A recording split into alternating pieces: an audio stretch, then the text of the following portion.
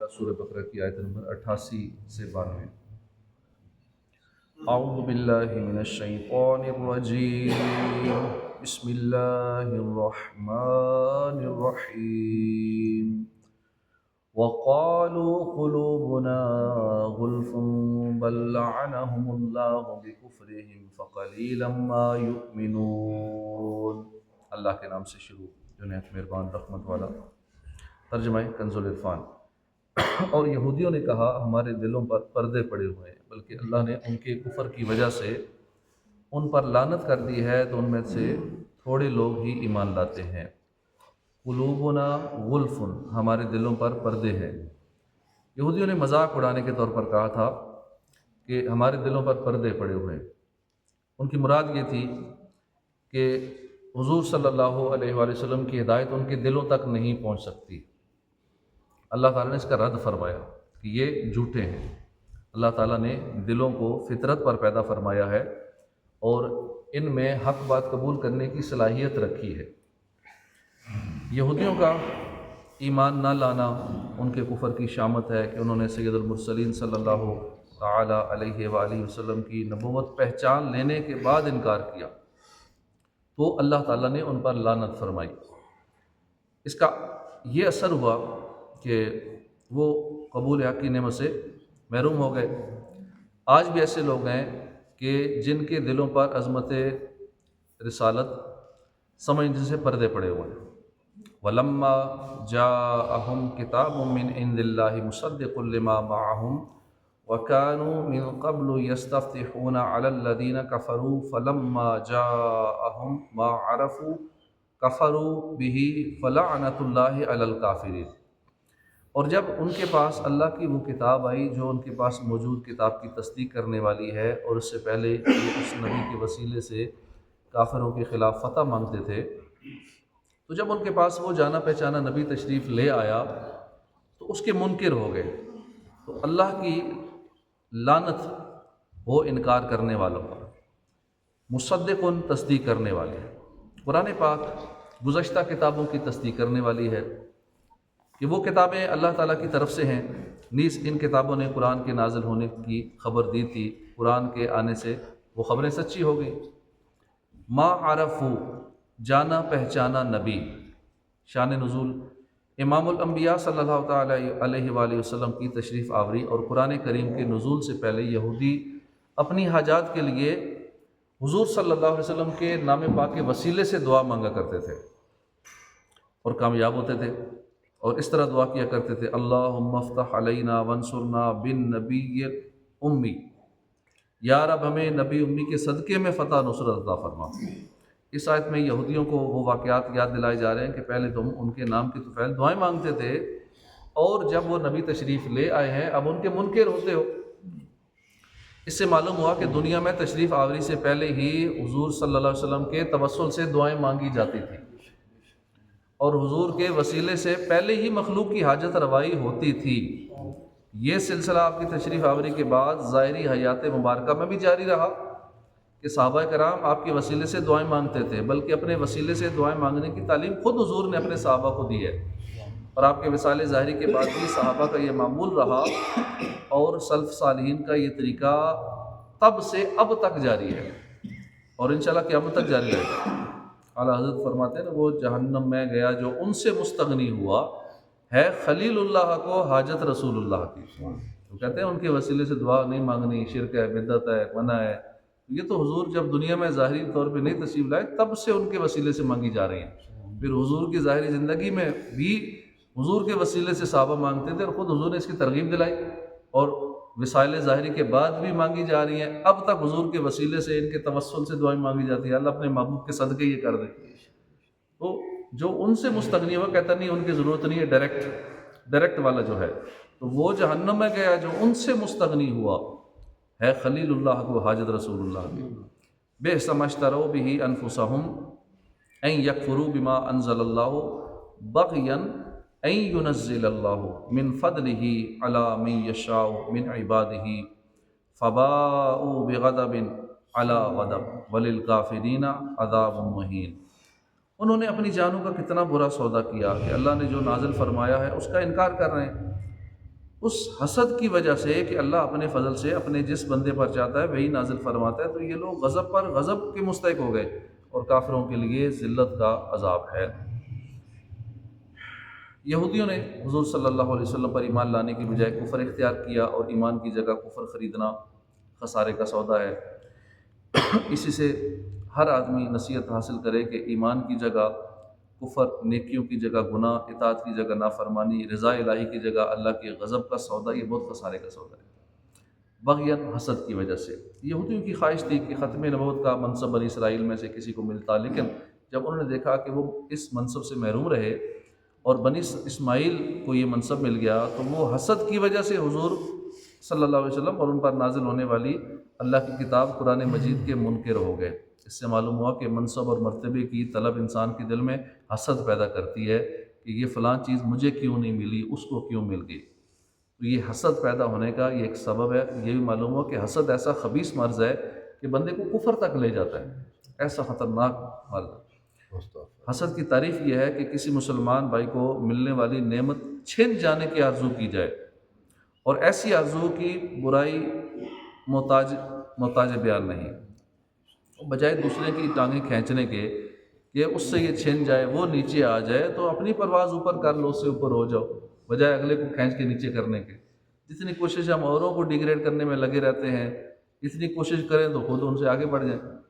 حضرت ابو ہریرہ رضی اللہ عنہ سے روایت ہے، حضور اقدس صلی اللہ علیہ وسلم نے فرمایا، آدمی کے دل میں ایمان اور حسد جمع نہیں ہو سکتے، یا ایمان ہوگا یا حسد ہوگا۔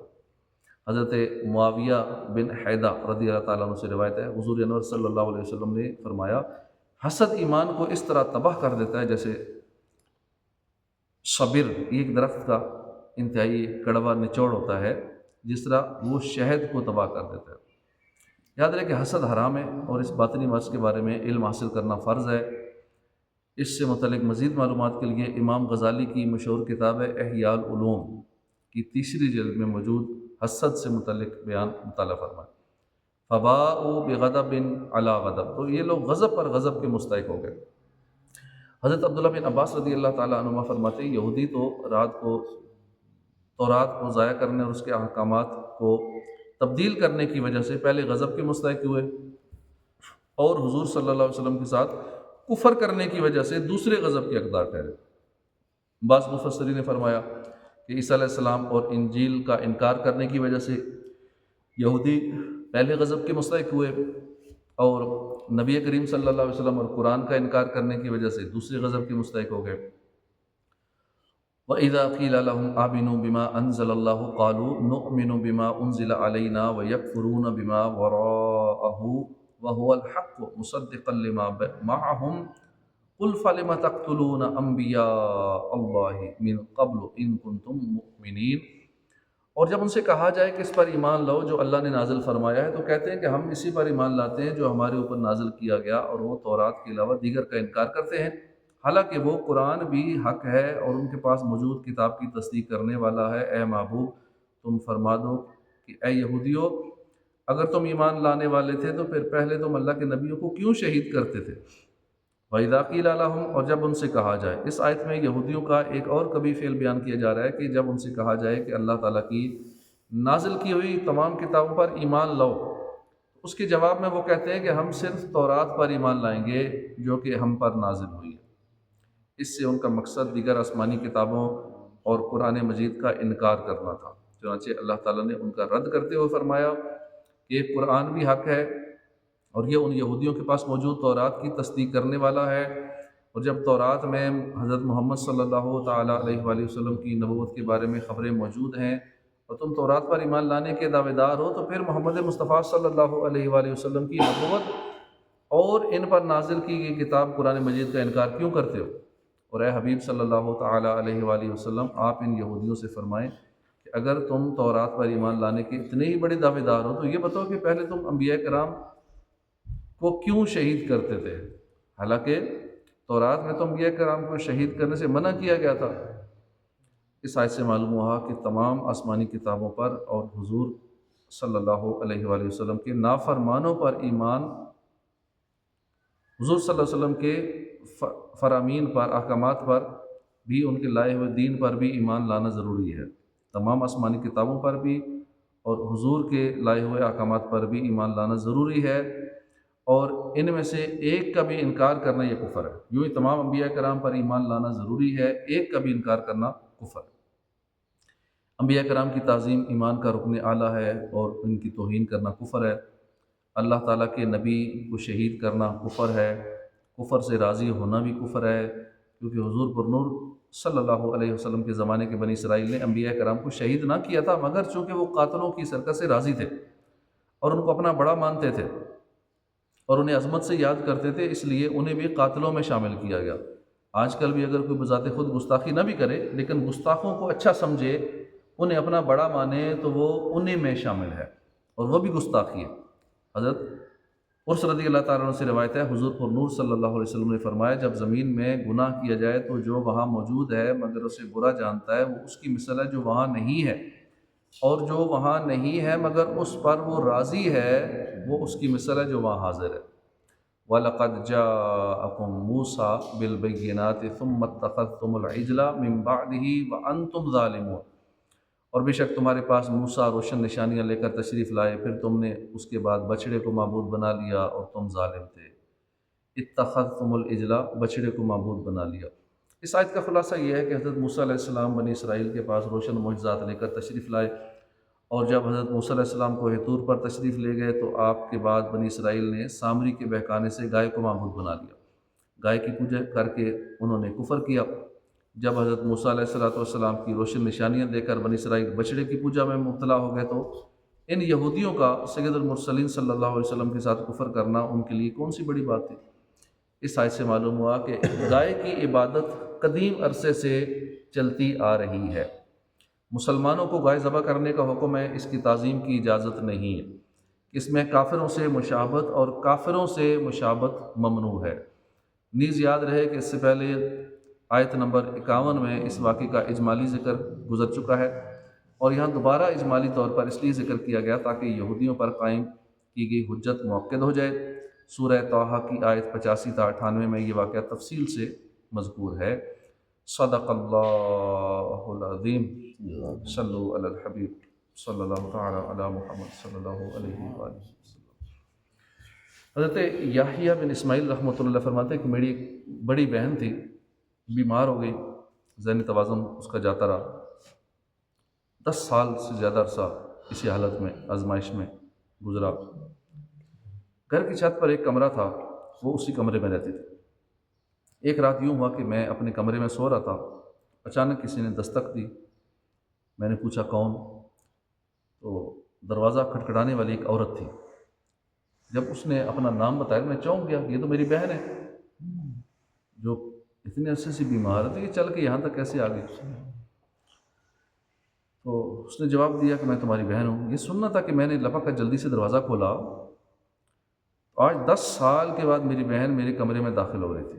ذہنی توازن کیسے درست ہو گیا، آزمائش کیسے دور ہو گئی، اس بارے میں بتاتے ہوئے میری بہن بولی کہ میں سو رہی تھی، خواب میں کسی نے مجھے کہا کہ اللہ پاک نے تمہارے دادا کی نیکی کی برکت سے تمہارے والد اسماعیل کی حفاظت فرمائی، اور تمہارے والد اسماعیل کی برکت سے تمہاری حفاظت فرمائی۔ تمہارے دادا اور والد جو تھے وہ شیخین کریمین سے محبت کرتے تھے، یعنی حضرت ابوبکر صدیق سے، حضرت فاروق اعظم سے محبت کرتے تھے۔ اس لیے حضرت ابوبکر صدیق اور فاروق اعظم نے اللہ کے حضور تمہاری سفارش کی ہے، اب اگر تم چاہو تو میں دعا کروں اللہ پاک تمہیں شفا عطا فرمائے، اگر تم چاہو صبر کرو تو تمہیں جنت، تمہارے لیے جنت ہے۔ میں نے کہا میں تو جنت ہی چاہتی ہوں، باقی اللہ کی رحمت ہے، وہ چاہے دنیا میں شفا بھی دے دے آخرت میں جنت دے دے، دونوں کام ہو جائے۔ خواب میں آنے والے نے کہا کہ تمہارے دادا اور والد شیخین کریمین سے محبت کرتے تھے، اس کی برکت سے اللہ نے تمہیں شفا بھی دی، تمہارے لیے جنت کی بشارت بھی۔ محبت صحابہ، محبت اہل بیت، محبت صدیق و فاروق کی کیسی نرالی شان ہے۔ اللہ پاک ہمیں بھی یہ ایمانی محبت نصیب فرمائے۔ تو نیک اعمال دنیا اور آخرت میں بھلائی کا ذریعہ ہے، نیکی چھوٹی یا بڑی ہو پھل ضرور ملتا ہے۔ اب دیکھیے یحییٰ بن اسماعیل کے والد محترم صحابہ سے محبت کرنے والے تھے، ان کی اس محبت، اس نیکی کی صدقے ان کی بیٹی کو دنیا میں شفا بھی ملی آخرت میں جنت کی بشارت بھی دے دی۔ اللہ کے آخری نبی صلی اللہ علیہ وسلم نے فرمایا نا، البر لا یبلا والاثم لا ینسا والدیان لا یموت فکن کما شئت کما تدین تدان۔ نیکی کبھی پرانی نہیں ہوتی، گناہ کبھی بلایا نہیں جاتا، بدلہ دینے والی ذات یعنی اللہ پاک کو کبھی موت نہ آئے گی، بس جو چاہو بن جاؤ، جیسا کرو گے ویسا بھرو گے۔ کتنے خوبصورت الفاظ ہیں، دل پر نقش کر لینے کے لائق ہیں۔ کوشش کر کے ہم ان مبارک الفاظ کو یاد کر کے دل میں بٹھا لیں۔ البر لا یبلا، نیکی کبھی پرانی نہیں ہوتی، والاثم لا ینسا، گناہ کبھی بلایا نہیں جاتا، والدیان لا یموت، بدلہ دینے والی ذات اللہ پاک کو کبھی موت نہ آئے گی۔ فکن کما شئت، یعنی پس جو چاہو بن جاؤ، کما تدین تدان، جیسا کرو گے ویسا بھرو گے۔ واقعی حقیقت ہے، نیکی کبھی پرانی نہیں ہوتی۔ ایک ہے نیک اعمال کا آخرت کا فائدہ، اجر و ثواب، اس کی تو کیا ہی شان ہے۔ اللہ پاک نے نیک اعمال کرنے والے مسلمانوں کے لیے ایسی نعمتیں تیار فرما رکھی ہیں جنہیں نہ کسی آنکھ نے دیکھا، نہ کسی کان نے سنا، نہ کسی دل میں اس کا گمان گزرا ہے۔ اللہ پاک فرماتے ہیں بے شک آخرت کا ثواب بہت بڑا ہے۔ دنیا میں تو فائدہ ہوتا ہی ہے نیکیوں کا، آخرت میں بہت زیادہ فائدہ، بہت بڑا ثواب ہے۔ اس کے ساتھ ساتھ دنیا میں بھی نیک اعمال کے اچھے نتائج دیکھنے کو ملتے ہیں۔ قرآن و حدیث میں نیک اعمال کے بہت سارے دنیاوی فوائد بھی بیان ہوئے ہیں۔ سورہ نحل میں ارشاد ہوتا ہے کہ جنہوں نے اس دنیا میں بھلائی کی ان کے لیے بھلائی ہے، اور بے شک آخرت کا گھر سب سے بہتر ہے۔ تفسیر صراط الجنان میں اس آیت کا ایک معنی یہ ہے کہ جو لوگ ایمان لائے، اچھے عمل کیے، انہیں دنیا میں بھی اچھا اجر ملے گا۔ ایک اور آیت میں ہے کہ جو مرد یا عورت نیک عمل کرے اور وہ مسلمان ہو تو ہم ضرور اسے پاکیزہ زندگی دیں گے۔ نیک عمل کی برکت سے بندہ مومن کو دنیا میں رزق حلال، نیک، پاکیزہ، پرسکون، سکھ، چین، راحت و آرام والی پاکیزہ زندگی عطا کی جاتی ہے۔ حضرت حسن بن صالح نے فرمایا، نیک عمل بدن میں قوت، دل میں نور، آنکھوں میں روشنی پیدا کرتا ہے، جبکہ برا عمل بدن میں کمزوری، دل میں اندھیرا اور آنکھوں میں اندھا پن لاتا ہے۔ ایک بہت بڑے عالم ہوئے علامہ ابو طیب طبری رحمۃ اللہ علیہ، آپ نے 100 سال سے بھی زیادہ عمر پائی۔ اس عمر میں بھی آپ ذہنی جسمانی لحاظ سے بالکل فٹ تھے، تندرست و توانا تھے۔ آپ سے کسی نے صحت کا راز پوچھا، فرمایا کہ میں نے جوانی میں اپنی جسمانی صلاحیتوں کو گناہوں سے محفوظ رکھا، خود کو نیک اعمال میں لگائے رکھا، اس کی برکت سے جب کہ آج میں بوڑھا ہو گیا ہوں، اللہ پاک نے میری جسمانی صلاحیتوں کو میرے لیے باقی رکھا۔ یہ ہے نیک اعمال کا دنیا میں فائدہ کہ بوڑھا ہو کے بندہ فٹ رہتا ہے، جوان رہتا ہے، 100 سال میں بھی جوان رہے۔ جو گناہوں سے بچ کر نیک اعمال میں لگا رہے، اللہ پاک اسے صحت و سلامتی والی پرسکون زندگی عطا فرماتا ہے۔ نیک اعمال کا ایک دنیاوی فائدہ یہ بھی ہے کہ نیک اعمال کی برکت سے مشکلات میں آسانی نصیب ہوتی ہے، جیسا کہ قرآن پاک میں اللہ پاک فرماتا ہے، اور جو اللہ سے ڈرے اللہ اس کے کام میں آسانی فرما دے گا۔ ایک اور مقام پہ فرمایا، اور جو اللہ سے ڈرے اللہ اس کے لیے نجات کی راہ نکال دے گا۔ یہ نیک اعمال کا اہم اور بنیادی فائدہ ہے کہ جو بندہ نیک اعمال کرتا ہے، اللہ پاک مشکل وقت میں اس کے لیے آسانیاں پیدا فرماتا ہے، اور ایسے وقت میں جب آدمی کو نجات کا کوئی راستہ نظر نہیں آ رہا ہوتا، اللہ پاک اس بندے کے لیے راستے پیدا فرماتا ہے۔ اللہ کے پیارے اور آخری نبی صلی اللہ علیہ وسلم نے فرمایا، نیک اعمال برائیوں سے بچا لیتے ہیں۔ آج سے تقریباً 150-200 سال پہلے کا واقعہ ہے۔ عرب کے کسی دیہات کا رہنے والا ایک شخص تھا، اس کا نام ابن جدان تھا۔ موسم بہار میں ایک بار وہ اپنے اونٹوں کے باڑے میں پہنچا، اس نے دیکھا کہ ایک اونٹ بہت صحت مند ہے، فربا ہے، ایک اونٹنی تو بہت ہی صحت مند تھی، اس کا دودھ بھی کافی اتر رہا تھا۔ یہ دیکھ کر اس کا سر شکر سے جھک گیا۔ پھر اچانک اسے پارہ 4 سورہ آل عمران کی یہ آیت یاد آ گئی، تم ہرگز بلائی کو نہ پہنچو گے جب تک راہ خدا میں اپنی پیاری چیز نہ خرچ کرو۔ اس نے فیصلہ کر لیا کہ اس اونٹنی اور اس کے بچے کو اللہ کی راہ میں صدقہ کروں گا، کیونکہ یہ مجھے زیادہ پسند ہے۔ چنانچہ اپنے اس فیصلے کو عملی جامہ پہنانے کے لیے اس نے اونٹنی اور بچے کو ساتھ لیا اور اپنے پڑوسی کے گھر پہنچا۔ پڑوسی غریب تھا، اس کی 7 بیٹیاں تھیں۔ ابن جدان نے دروازہ کھٹکھٹایا، پڑوسی باہر نکلا۔ ابن جدان نے اونٹنی کی مہار پڑوسی کے ہاتھ میں دیتے ہوئے کہا، بھائی یہ رکھ لو، یہ میری طرف سے تحفہ ہے۔ اب اس دور میں اونٹ ہوائی جہاز کی طرح تھا، ریگستان کا جہاز کہتے ہیں، کتنا مہنگا ہے، آج کل بھی 8-10 لاکھ کی ہے، اس دور میں تو ویسے ہی بہترین سواری پراڈو اونٹ تھا۔ آج بھی کوئی ایسا ہے کہ پراڈو لے کے پڑوسی سے کہے، یہ میری طرف سے تحفہ ہے، چابیاں رکھ لو، یہ 12 کروڑ کی گاڑی ہے، آپ تحفہ رکھ لو۔ آج کل حالات عجیب و غریب ہیں، معمولی سی چیز بھی کوئی کسی کو دینے کے تیار نہیں ہے۔ انہوں نے اپنے اونٹنی کی مہار پڑوسی کو دی کہ یہ لو بھائی آپ میری طرف سے تحفہ رکھو۔ پڑوسی کا چہرہ خوشی سے جگمگا اٹھا، یقیناً اس نے دل ہی دل میں بڑی دعائیں بھی دی ہوں گی، جیسے بھی جا کے پڑوسی سے کہے گی میری چلو یہ موٹر سائیکل تحفہ رکھو، میری گاڑی تم تحفہ رکھو، کتنا خوش ہوگا۔ تو ابن جدعان اونٹنی صدقہ کر کے گھر واپس آیا، دن گزرتے گئے، باہر کا موسم ختم ہوا، خزاں آ گئی، درختوں کے پتے جھڑ گئے، گرمی نے زور پکڑنا شروع کیا، صحرا میں پانی کی قلت ہو گئی، لوگ ایک ایک گھونٹ کو ترسنے لگے۔ اس حالت میں ایک دن ابن جدعان نے اپنے بیٹوں کو ساتھ لیا، پانی کی تلاش میں نکل پڑا۔ بہت دور انہیں ایک زیر زمینی غار نظر آیا۔ ابن جدعان نے اندازہ لگایا کہ ضرور یہاں پانی ہوگا، چنانچہ اس نے اپنے بیٹوں کو باہر کھڑا کیا، خود غار کے اندر اترا۔ امید تو تھی کہ پانی ملے گا، مگر یہاں پانی نہیں تھا بلکہ دلدل تھی۔ اب وہ دلدل میں پھنس گیا، بیٹے باہر کھڑے انتظار کر رہے تھے۔ کافی وقت گزر گیا تو اب بیٹوں نے سمجھ لیا کہ ان کا اب والد زندہ نہیں بچا، کہیں غار میں پھنس گیا ہے اور موت کی گھاٹ اتر گیا ہے۔ بیٹے گھر واپس آ گئے، والد کی جائیداد کا بٹوارا شروع ہو گیا۔ اب اسی دوران انہیں یاد آیا کہ والد صاحب نے ایک اونٹنی پڑوسی کو دی تھی، تحفہ دی تھی۔ اب لالچی بیٹے اونٹنی واپس لینے کے لیے پڑوسی کے گھر پہنچے۔ جب پڑوسی نے سارا واقعہ سنا تو اونٹنی ان کے حوالے کر دی اور خود اپنے موسم کی تلاش میں نکل کھڑا ہوا۔ جب وہ پڑوسی اسی غار پر پہنچا جہاں ابن جدعان غائب ہوا تھا تو وہ اپنے محسن کی مدد کے لیے غار کے اندر اتر گیا۔ اندر بہت اندھیرا تھا، دلدل بھی تھی، پھر بھی وہ آگے جاتا گیا۔ اچانک اسے کسی کی سانسوں کا احساس ہوا۔ اس نے اندھیرے میں ٹٹولا تو یہ کوئی انسانی بدن تھا۔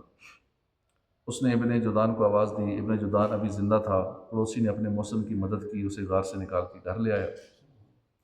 گھر آ کر اس نے پوچھا کہ اے ابن جدعان، تم وہاں غار میں تقریباً 1 ہفتہ بند رہے، بغیر کھائے پیے زندہ کیسے رہے؟ ابن جدعان بولا، اندھیرا بہت تھا، مجھے کچھ دکھائی نہیں دیا، البتہ روزانہ میرے منہ کے قریب دودھ کا ایک پیالہ آتا تھا، میں اسے پی لیتا تھا، اسی کے سہارے میں زندہ رہا۔ اب پچھلے 2 دن سے نہ جانے کیوں دودھ کا پیالہ آنا بند ہو گیا تھا۔ پڑوسی بولا کہ میں سمجھ گیا کہ تم نے مجھے اونٹنی تحفے میں دی تھی، 2 دن پہلے تمہارے بیٹے وہ اونٹنی مجھ سے واپس لے گئے تھے۔ تمہاری دی ہوئی اونٹنی کا دودھ ہم غریب یہاں پیتے تھے، اس کا بدلہ تمہیں غار میں ملتا تھا۔ یہ ہے نیک اعمال کا دنیاوی فائدہ۔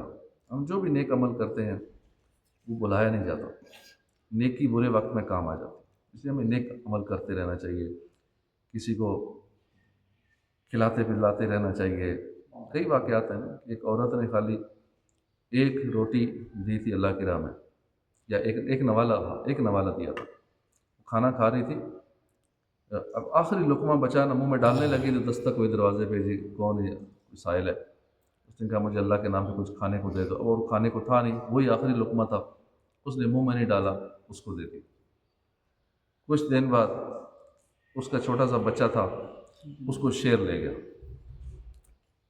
اب وہ پیچھے گئی، پورا تفصیلی واقعہ ہے، پھر کوئی فرشتے آئے، اللہ نے غیبی مدد کی اور اس شیر کے منہ سے اس کے بچے کو نکالا، کہا یہ لو لقمے کے بدلے لقمہ، تم نے لقمہ اللہ کی راہ میں دیا تھا، ایک نوالہ، اللہ نے تیرے بیٹے کو نوالہ بننے سے بچا لیا، اور نوالے کے بدلے نوالہ، ایک لقمے نے بیٹے کی جان بچا لی۔ کسی کو جو پیٹ بھر کے کھلائے، کسی کو جو خوب کھلائے، اس کا کتنا زیادہ اجر ہوگا، اس کے بدلے اللہ پاک کتنا دنیا میں اور کتنا آخرت میں اس کو عطا فرمائے گا۔ اس طرح نیک اعمال کے فائدے ہی فائدے ہیں، برکتیں ہی برکتیں۔ مثلا نیک اعمال کی برکت سے دشمنوں سے حفاظت کی جاتی ہے، زمین و آسمان کی برکتیں نصیب ہوتی ہیں، غربت اور محتاجی سے نجات مل جاتی ہے۔ نیک اعمال کی برکت سے اللہ کی خاص مدد اور نصرت نصیب ہوتی ہے۔ نیک اعمال کی برکت سے عمر میں اضافہ ہوتا ہے، قوت ارادی مضبوط ہوتی ہے۔ نیک اعمال کی برکت سے عزت بڑھتی ہے، اللہ مخلوق کے دل میں نیک بندے کی محبت ڈال دیتا ہے۔ اور ایک اور بہت اہم فائدہ یہ ہے کہ نیک اعمال کی برکت صرف نیکیاں کرنے والے تک محدود نہیں رہتی، بلکہ جو بندہ نیک اعمال کرتا ہے نا، تو اس کو تو فائدہ ہوتا ہی ہوتا ہے، اس کی اولاد کو بھی فائدہ ہوتا ہے، اس کی اولاد کی اولاد کو بھی فائدہ ہوتا ہے، اس کے پوتے دوتے ان کو فائدہ ہوتا ہے، یہاں تک کہ اس کی اگلی نسلوں کو بھی ان نیک اعمال کا فائدہ ہوتا ہے۔ اس لیے نیک اعمال کرتے رہنا چاہیے تاکہ ہماری نسلیں بھی اس سے فائدہ اٹھاتی رہے، برکتیں نسل حاصل کرتی رہے۔ اللہ پاک ہمیں عمل کی توفیق عطا فرمائے، آمین بجاہ النبی الامین صلی اللہ تعالی علیہ وآلہ وسلم۔ اللہ پاک کے ناموں کی برکتیں ہیں۔ واللہ الرحیم، ہر نماز کے بعد 7 بار جو پڑھ لیا کرے گا شیطان کی شر سے بچا رہے گا، اس کا خاتمہ ایمان پر ہوگا۔ واللہ الرحیم، سفر کے دوران جو یا قدوس پڑھتا رہے گا اس کو تھکن نہیں ہوگی سفر میں۔ اعوذ باللہ من الشیطان الرجیم،